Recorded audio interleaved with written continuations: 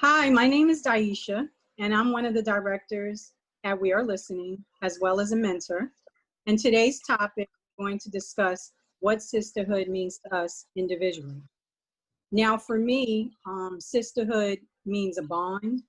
It means always being there for my friends, supporting them through good and bad times, and being happy for them. And that's what sisterhood means to me. Antoinette? Yeah, I would have to agree. I'm on the same page with you, Di. Definitely an unspoken bond between women, whether related or unrelated, who share common interests and are able to relate each other because of the fact that we are women, and we kind of know, and we're able to support each other and be there through trials, tribulations, successes, and celebrate those moments in life. So that's what it is for me. What about you, Vinay? Same thing you ladies said. I think sisterhood is a supportive group of women who respect each other and have a great relationship that's drama free, and just always there for each other through thick and thin. And Cass, what about you? So, hi, Cassandra, fellow director and mentor for We Are Listening. To me, sisterhood means support, it means connection and real honesty. Someone who will tell you what you need to hear versus what you want to hear. You grow so much more when someone tells you the truth instead of just kind of yesing you to death and telling you that everything is great. So now, for those of you that are our regular viewers, you might notice a new face on our vlog, and I would love to introduce you to my sorority sister, Lisa Bennett. Lisa is the president of Omicron Upsilon Omega chapter of Alpha Kappa Alpha Sorority Incorporated. Now, Lisa, can you tell us, what does sisterhood mean to you, and why did you decide to join a sorority which is pretty much synonymous with sisterhood? Well, first I have to say thank you so much for the opportunity to share and talk to your normal viewers. This is very different from me, so thank you. I agree with what you all have said. I think that sisterhood is love, it's joy, it's a supportive group of women as well. I think it's what you said, Cassie, in terms of a place where I can bring my genuine, unapologetic self, whatever that is, good, bad, and ugly. Yeah. That person accepts you for that, and it's a safe space. I think sisterhood is a safe space. So what you all said, I think, encompasses what I view as sisterhood as well. And then why did I join a sorority? I was so young when I joined the sorority, so I just feel like it's so the reasons why and what I've gotten out of it have changed over time. Initially I joined, so it was leadership. The women on campus were leaders, and they were, we have these monikers. Each administration sorority has like a theme that they go with. And they were the trailblazers. They were the ones who were making the network. They were the ones that in the spirit of sisterhood, all those things that we say, they were really doing that. And they embraced me as a young 18-year-old from Florida in college in Indiana. So I joined out of that need for a group of women who thought like me, who were going to encourage me and push me to be better. And they really wanted me to be successful as a young woman on campus. So it was a very easy decision for me. So that's why I joined. They were just really dynamic women. That's amazing, Lisa. Now, is it right? Oh God, that just I love being in a sorority. And you said you were young when you joined, so you've been in the sorority for quite some time, about over 25 years, right? Yeah, almost 30, believe it or not. Yeah. I know I don't look Nice. that old, but yeah, almost No. 30. Not at all. Not at all. So 91, 2001. So next year will be 30 years. Yeah. Wow. Oh God, that's I know great. y'all are 30, but Yes, it must feel amazing to have been part of such a supportive group for so long. It had to have a tremendous impact on your life. And there's been ups and downs, right? Like any sister. Yes. Like I have a sister who's also a member of the sorority, and we, there are more good days than bad, but that unapologetically genuine self, I think is what has been able to keep me going for so long. And I can be a little quirky and odd. Especially, there's a joke on campus that I would always pick up like the strange girls. Like, I just be like, everybody should be AK. I love everybody. It's like, you a little bit much. And I mean, because I just felt like it was such a positive force that everybody should be a part of it. Now, everybody doesn't feel that way, but that was just me. Like I said, I'm a little, but I could be quirky and odd, and it was okay. Yeah. It's always been a safe space. So it's been fun. More good days than bad. Good, Right. good. So you said it was fun. So can you tell us, over the almost 30 years, I know you have a million memories. Is there anything that you look back and you go, God, that was like the epitome of sisterhood. Like that was like my favorite memory of being in the sorority? When I read this question, I had a different answer than I do right now. So I'll tell you my first answer, and then if we have time, we can loop back. So my first one was becoming a member, because I was a chemistry major in college, and so it took me a little bit longer to become a member. They liked me since freshman year, but I didn't become a member until I was a junior. And so becoming a member was like, oh my God, I finally did it, right? They were so supportive, and they were like, okay, Lisa, you gonna get your grades up this year? Okay, no, okay, well, we'll see next year. So it was like, they were so there, and they were so encouraging.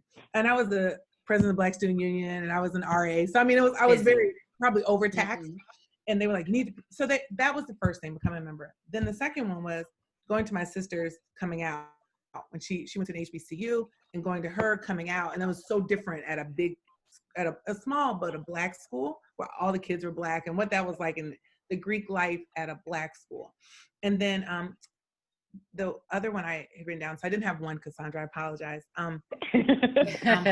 Being able to pin my mother. My mother came in after me, and after my sister. And so being able to pin her, and when in this ritual, and we're quiet and we're somber, we're, seriousness. And you know me, how serious I can get with like rituals. And she turns around and goes, Lisa! And I was like, shh.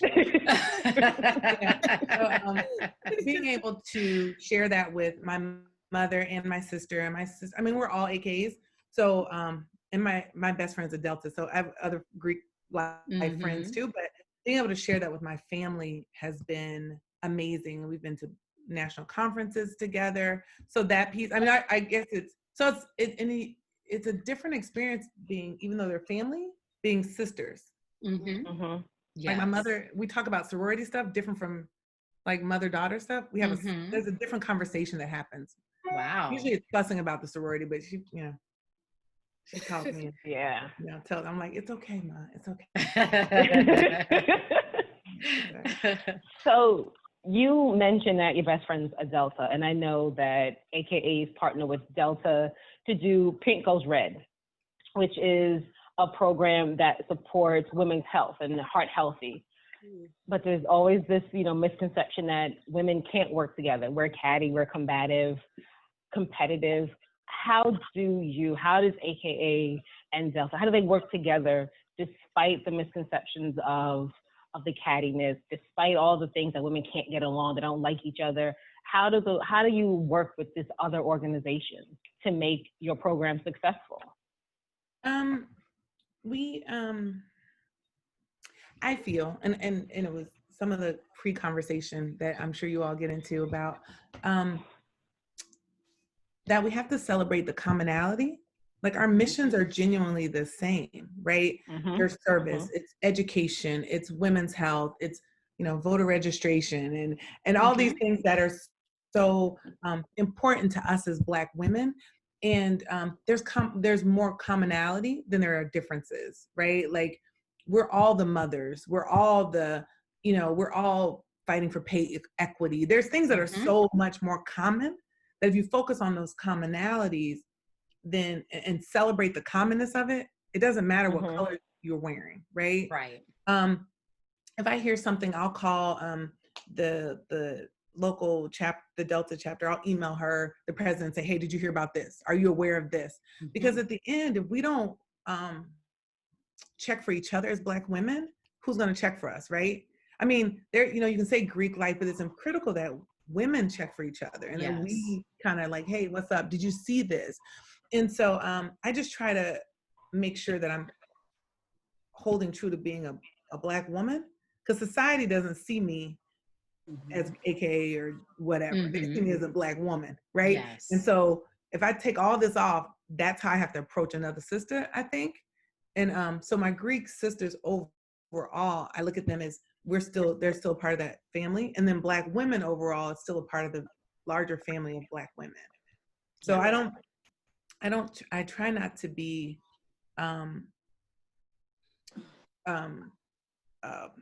petty, right? Or look at, and I really do celebrate those women's accomplishments, because, you know, when we're doing trailblazing things and you're in any organization or non-Greek as well, that, you know, it's one of those things where it's like, hey, we are together as women doing things, you know? So I have always, again, I told you I picked up all the stray people on campus. So I've always been able to take off my letters and put them aside and just be a girl, right? So because of that, I may be a little bit overly neutral.